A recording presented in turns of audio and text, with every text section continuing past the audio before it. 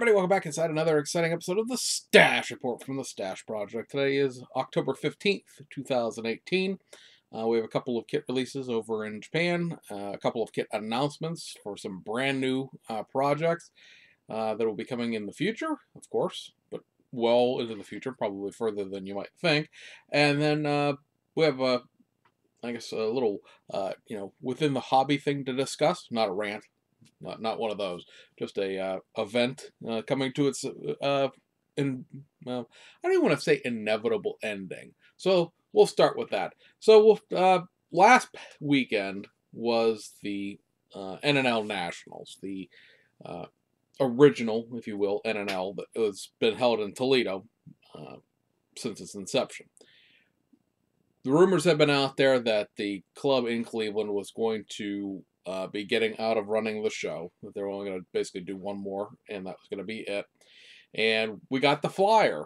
I did not go myself, but people who went got the flyer for the NNL Nationals 40, which they're calling the final homecoming, as you can see here.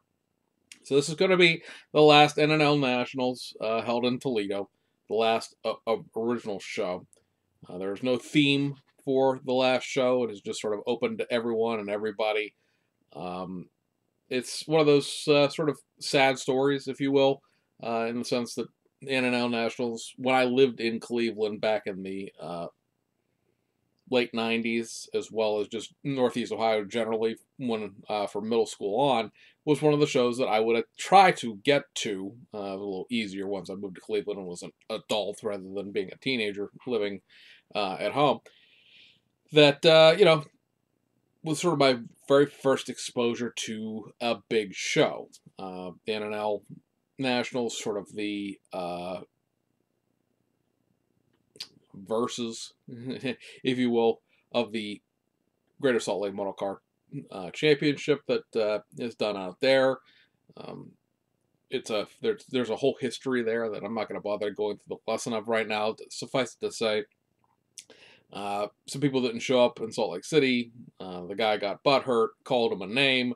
They took the name and turned it into their little show that they run. And of course, those became basically the two competing major model shows, and to a certain extent, Greater Salt Lake's a contest where NNLs are not, that existed pretty much through my childhood and through pretty much, the prime building age of a lot of people out there, because one of the reasons that they're going to be giving up the show, of course, is the fact that the people in the club are getting older and it's very hard to attract younger members, and nobody really wants to deal with putting on the show anymore from a logistical standpoint. So I think the last time I went to the NNL in Toledo was in the late 1990s.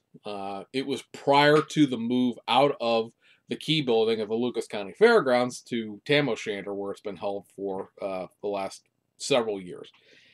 So it's obviously been a long time since I've made the trip up there. I left Cleveland, went to Northeast Pennsylvania, went to Southwest Ohio. Now I'm in Southwest Pennsylvania. Obviously married, had kids, and all that sort of thing since then. It's just that, especially as an over-the-road truck driver, you only get so many days off a month, or a year rather, I should say, well, a month and a year. And so, to utilize the days off to go to, say, Three Rivers here in Pittsburgh, to then try to go to another model contest like 2 weeks later was just something that never happened. So it's been a long time since I've gone there. And I think I will try to make a conscious effort this coming fall to go back for its last year, if nothing else, just to say that you were there for the last one. The NNL concept, of course, is spread far and wide. Probably the biggest show of anywhere in the country right now is the NNL East, which is the same basic formula. Follows it probably the closest of any of the NNLs. A lot of NNLs have top tens and things like that, where the NNLs really, the original NNL really didn't have that many awards, especially at the beginning. And that's sort of what they're doing basically with the end. You notice on that flyer, there's basically a Best of Junior, and I want to say what was the other award that was being given out there. I didn't look. The Best in Show, and that's going to be it. They've had various theme awards. They've had various club memorial awards for this, that, and the other thing over the years, and all those things were basically stripping down basically to the original award concept of just being 2 awards. Uh, I want to say that I'm kind of sad to see it go, only from the aspect that the hobby cat is also very concerned about this significant and sudden change, and I'm just letting this happen to see where this is going to go. So yeah, apparently, so this is just going to be where it's going to sit. So it's kind of hard to have a serious conversation about this with a cat in front of your face while you're doing it. But be that as it may, the thing is sad to me is the NNL, especially after it moved to Tamashanner and out of the fairgrounds, were, it was a big to do. I think, and this is just personal opinion, and you guys can all tell me how much of an idiot I am for not understanding and whatnot, but I never understood why at that point they did not move the show back closer to where they were, where they're based out of. This is also one of the things I don't understand about one of the shows here in Pennsylvania has the exact same sort of issue. For people who don't realize, the club that puts on the NNL Nationals is based in Cleveland. I actually went to 1 or 2 meetings when I was living there and was able to get to a couple of meetings, and then of course, schedules change and things like that, and then I moved out of Cleveland entirely. Nice group of guys and all that thing. Nothing against the club, but I just never understood why, at the point when the show couldn't be, for various reasons, wasn't this gigantic juggernaut that it was, and it moved into a smaller venue, especially after that first year where the reviews of how the place was set up were so awful. People really, really didn't like the fact that it was vending. If you never went to the NNL Nationals back in the glory days, here's how the thing was set up. The club was the show itself was in one of the buildings at the fairground. So it was in one of the exhibition halls. And then in the next exhibition hall, and actually 2 exhibition halls that were connected to one another, was where the John Carlisle Toy Show was held.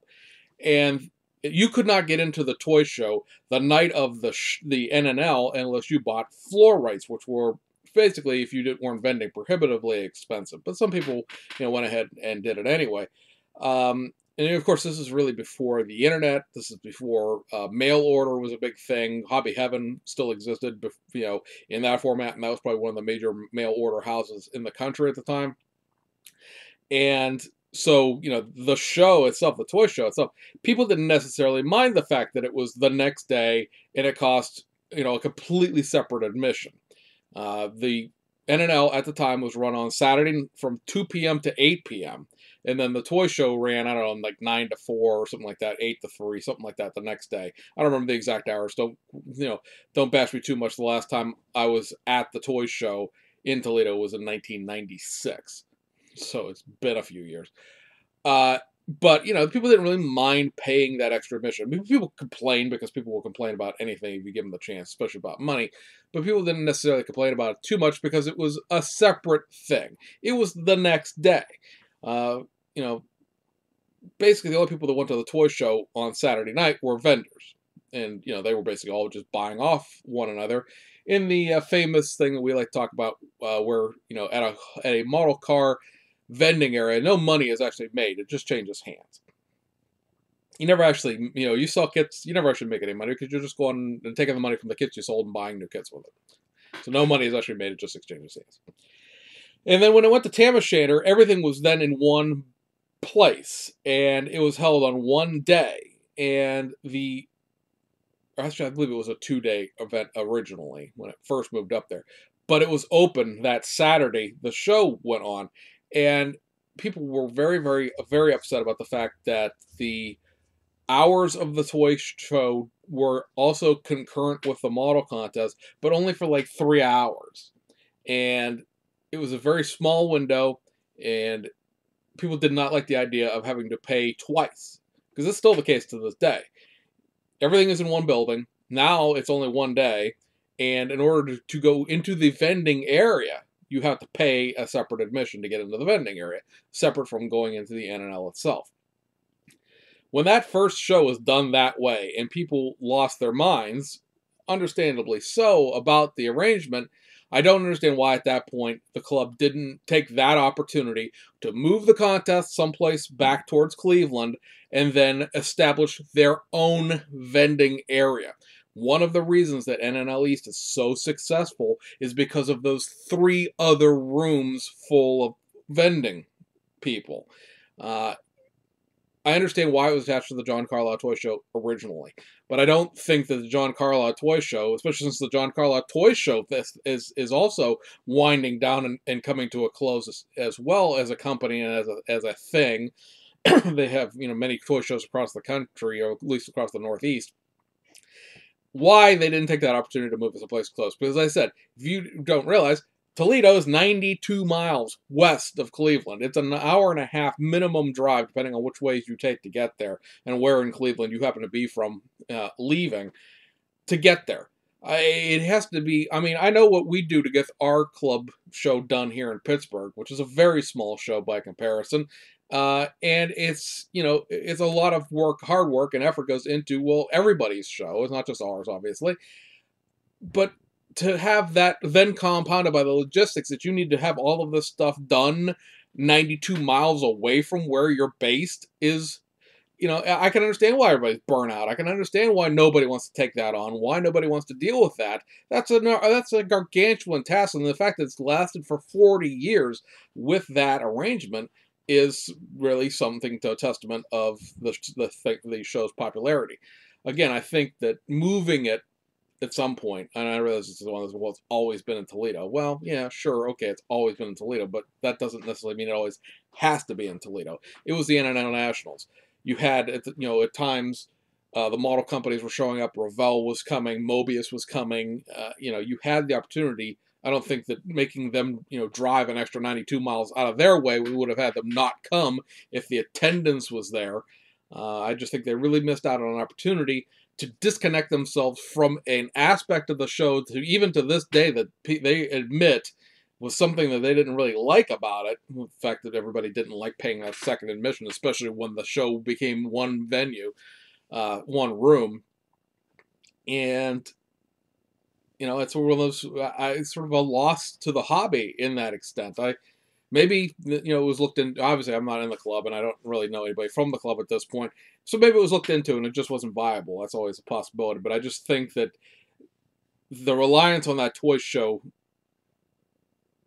to the point of it making it be that far away, was just something that was just silly. We have that same thing here in well, not Pittsburgh, but in Pennsylvania, with a show that's held also here in September, where the club is based out of central Pennsylvania, but they hold the show outside of Philadelphia, and it's a good 89 miles east of where the club is based out of. And it's one of those shows where if it was where the club was at, I would probably try to attend it, because it would only be about a 2.5, 3 hour drive. But I'm not driving 5 hours, the entire width of Pennsylvania, to go to a model contest when it's bookended with 2 more closer local shows. And it has to be, again, a logistical nightmare for that club to deal with all of the various things, because you get into the situation where you have to constantly hold the show in the exact same place on the exact same date, because you're only going to be in that area a couple of times a year. Show itself, and maybe 1 or 2 trips out to reserve the hall and do local things like that. But when you have a show that's that far away, it's a 3-hour round trip for you to go out and talk to the people that you're renting the hall off of, basically. It just seems that it's ridiculous to me. I understand like I said, all the work that goes into local shows. Just doing something that's 10 minutes down the street is a pain in the ass sometimes. But to do it so far away from your home base, I can certainly understand why it became a thing where nobody wanted to take it on. It's kind of a shame that none of the Ohio clubs, other than the North Coast guys, also didn't want to take it on. I know there was a talk at one point maybe the Buckeye guys were going to take it on and move it to Columbus, and there's obviously an automotive club down in Cincinnati as well. I don't, obviously you don't know what goes on with all of that stuff behind the scenes as well, but it's one of those things where perhaps it's run its course. Greater Salt Lake is only going to be going on, I think, 2 more shows that they're going to do in back-to-back years, I think it is, rather than having the 2-year gap. So they're going to wind that show down, and everybody's just getting older. But at the same time, you have shows like NNL West, NNL East, the Detroit NNL has become a larger show, probably almost a larger show than Toledo is at this point. And then NNL South, the Acme show. It's not a thing where, oh well, everybody's just getting older and nobody goes to shows anymore. People still go to shows. I mean, you understand that at NNL East they're putting 3 times as many models on the table at NNL East as they do at Toledo. You can argue that sure, it's closer to New York City, it's a major East Coast population center, but that was at one point what NNL, the Nationals was a gigantic show where you couldn't move around, and everybody went to meet everybody, and it just sort of it fizzled, it petered out, and I just think that distance thing for the club really contributed a good deal to that. But again, that's just my opinion. It's one of those things from my childhood that'll now be gone. It'll be gone from everybody's childhood, I guess. But it just seems like it's a shame that show isn't going to soldier on in some form or format. Obviously, it's not something I'm volunteering to deal with either, because I am now 5 hours from Toledo, so I'm not putting in Toledo either. So, but be that as it may, mark that down on your calendar. October the 12th, 2019, the last NNL. You have a year's worth of warning to prepare yourself to get up there and close the building down one last time. So let's talk about the new kit announcements that were made. Now, these are both out of Bell Kits. Bell Kits did a thing last year or should be this spring at this point, but it's almost last year, that they decided that they were going to plan out basically the next 5 years of their product development. And what they're doing along the way is announcing the subject matter as they get licensing approval to do it. And this may be what really save them to a certain extent, and why you're going to see what the release dates are on these 2 things we're about to talk about being so far in the future. Because one of the things we've talked about, new kit-wise out of Bell Kits, of course, is the Rover Metro SR4 Group B rally car. It was only, a week, 10 days after they announced it that BMAX said, oh, hey, we're doing one too. If you remember from our All Japan Model and Hobby Show video, that prototype was not there, which makes me think, more than likely, although I could be wrong and it could show back up again, that project may be canceled from BMAX, from the aspect that there's only so many of those that ran. There's only so many liveries that ran them. Group B Rally is such a narrow window to fit into in terms of the years it ran and the cars that ran and the rallies that it ran and all the rest of that stuff, that there probably really isn't the market to support 2 identical kits from 2 different manufacturers. Now, BMAX could still pull a rabbit out of its hat, so to speak, and go ahead with the kit anyway, and assuming that they're going to serve 2 wildly different populations, in the sense that Bell Kits is going to serve more of a European customer, and BMAX is going to serve more of a Asian customer, with the United States North American crew sort of picking and choosing depending on who ends up actually releasing the better model.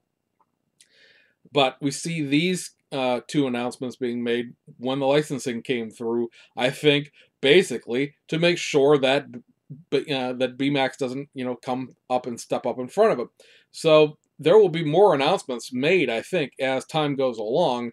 I'm not sure exactly how far in this 5-year plan that they're going to announce into the future, because obviously it becomes some ridiculousness if we're talking about things that are coming in 2023. I mean, we all might not even be here in 2023 at this rate. But the 2 things they announced were this, which is a 2 different kits, 1981, 1982 Monte Carlo rallies for a new tool, Opel Ascana 400.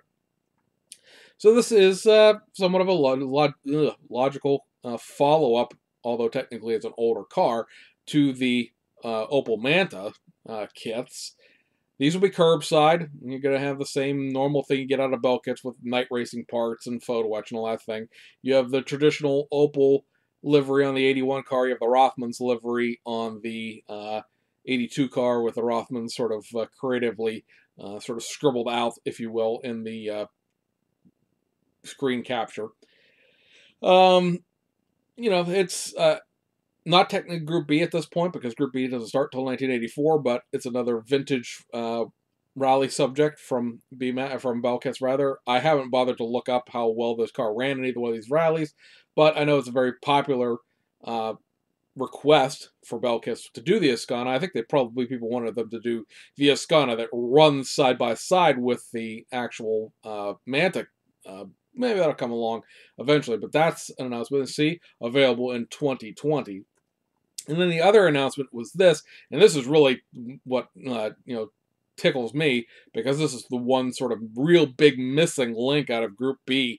Now you have a Peugeot and a couple of Porsches, but really this is the big thing that was missing out of the Group B announcements we've seen so far, is the Ford RS200. So this is going to be the 1986 Lombard Royal Auto Club Rack Rally. You'll notice down here, engine parts included. So this is going to be another full detail kit out of Belkits. Available end of 2020. They announced these two kits basically the end of last week, one after another, over the course of 2 days, and the reaction has been, I would say, 95% yippee yeehaw, and 5%, oh my god, why are you talking about kits that aren't coming out for 2 years? 2018 is almost over, folks. I mean, I don't know if anybody's checked the calendar lately, but we're about 2 weeks from Halloween, and basically 10.5 weeks from the end of the year at this point.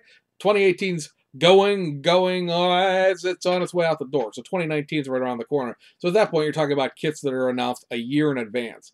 Yeah, a year in advance, or basically 2 years in advance, still kind of sort of on the RS, is a long lead time compared to a Tamiya, which is like, hey, we're producing a kit, and by the way, it's coming out in 3 weeks. However, at the same time, you have to understand that they're competing against another company for subject matter. There's only so many Group B cars to begin with. This is probably the other key one, and whether or not BMAX was ever working on one or not is sort of neither here nor there. Now this is announced. So this is coming, and if I'm BMAX, I'm also doing touring cars and all the rest of that stuff. If this was on my subject plate, I'm like, dang, now there's another project thrown out the window. But at the same time, now I can take all my finances and my focuses and put it into some other project, because Belkits, unless they completely and totally run out of rally kit subjects, is doing rally kits. BMAX does both, rally kits and touring kits, and believe me, there are enough touring subjects that have never been done in scale to keep them busy for the next 10-15 years. So they could be just like, that's something we really wanted to do. However, okay, fine, we're gonna go do a Rover Vitesse. We're gonna go do a Mercedes E190 to go with the M3. We have all of these other things we could be doing other than making this, again, a secondary copy of something that's going to be coming.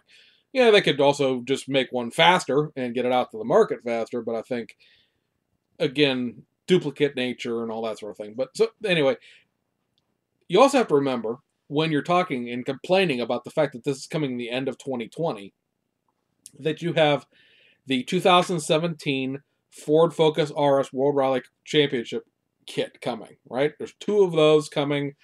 You have the Rover Metro 6R4 coming, 2 kits of that. And then you also, don't forget, there's also the 2018 Citroen World Rally Championship car coming as well.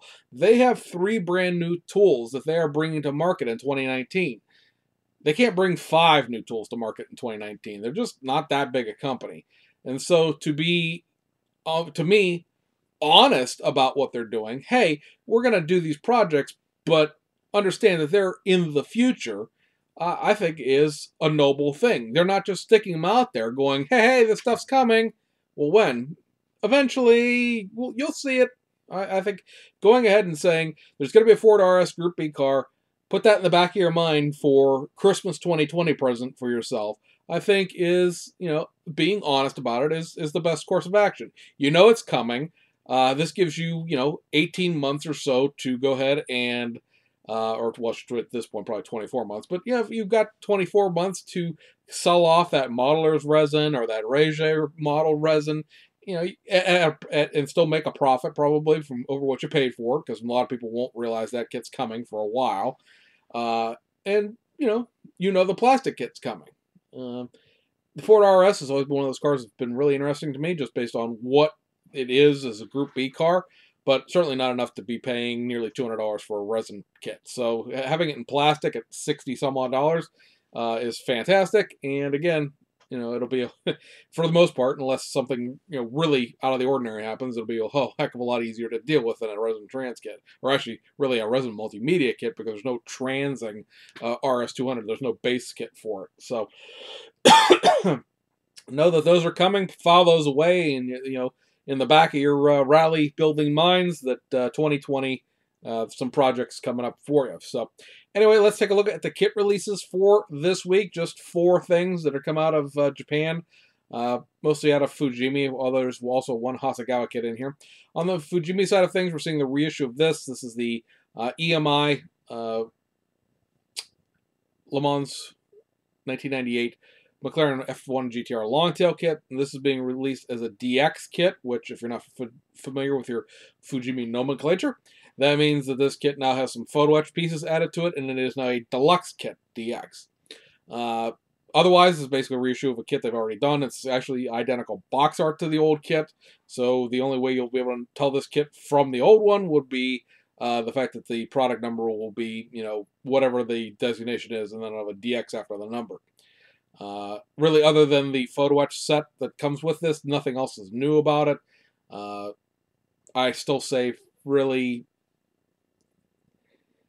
the Aoshima Longtail is a better kit by a country mile, and they also did this same livery, and I'm thinking that you could probably find the Aoshima factory photo etch set for the F1 Longtail and have it be the same price, basically, especially at this point, since the Aoshima kits are, older. They're 6 or 7 years old at this point. So they've been around for a little while, and finding one at, sort of a small, a discount price, if you will, is something that's a plausible thing now. Also, the Aoshima kits are full detail, whereas there's just an engine plate in this one, and there's all the side skirt issues with it and all that stuff. Also released, we got the reissue of the Suzuki Hustlers in their original colors, and these ones are the ones that are going to include the side cutters. So they are a pair of like Zoran style side cutters, probably $5-6, if that. I mean, I'm sure it even cost them even less because they're buying a mass quantity of them, but they're about a $7 pair of side cutters, give or take. So just these next gen kits, or the next car kits as they're actually technically called, are designed, of course, for new builders, returning builders, kids, because they are molded in color, and they are with the Mylar stickers and everything, so you don't, technically speaking, have to paint these cars, these models. It's a fine pair of beginner side cutters. I mean, is it something you want to use for the rest of your life? No. Will it last very long? Probably not. But it's a good start compared to twisting the parts off the parts runner, or even cutting them off with a hobby knife. So these, again, coming back in their original colors. So this one is, of course, the orange summer metallic, or whatever they're calling it, and then this is the blue metallic. Apparently, you take the orange one camping, you take the blue one to the ocean. But other than the inclusion of the side cutters, absolutely nothing new about either one of those kits. And then the last release we'll talk about in this video is this from Hasegawa. It is the reissue of their 1998 Toyota Corolla World Rally Championship Safari Rally Kenya edition. They've reissued the Corolla World Rally Championship car not too terribly long ago at this point. And this one, of course, is the off-road, version, much off-road. Includes all of the animal guard. I wanted to say the bull rack, but that's not technically all the animal guard, the snorkel for the air cleaner, and all that stuff. There is photo etch in here. There's material for the seat belts. It appears to me that the animal guard is actually like a white metal almost, rather than it being a injected molded piece, with that center grill piece in the bull guard basically being a piece of photo etch. There's kind of few pieces of what look like white metal in this kit, actually, as it turns out. But it's, run of the mill for your Hasegawa kit. You get a little rubberized thing to cut out your own little mud guards and things like that. And it's a curbside kit. And if you've seen the tarmac version, you know what's in here. There's just some parts added to make it the off-road growly version, with obviously inclusion of even more off-road parts, because the Safari Kenya cars always have these giant animal guards on the front of them, and the snorkels that feed air over the roof, because you're going to occasionally submerge that car up over the hood in water.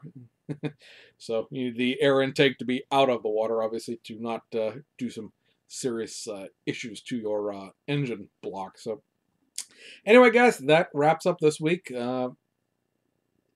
We should be getting mass releases here in the next couple of weeks. There are at this point still a couple of Fujimi kits coming. There are a couple of Hasegawa kits coming, including the new Rico JTCC Skyline. I believe the new Hobby BMW is still on schedule for this month. The Audi Quattro from BMAX, of course, is coming out this month. You have a few reboxed Aoshima kits, and the round 2 stuff still to come as well. So the busy season for our show starts. This coming set of videos is always kind of slow here at the beginning of the month for new subscribers to the channel. And I guess that pretty much covers it. So hope you enjoyed it, and we'll see you guys on the other side.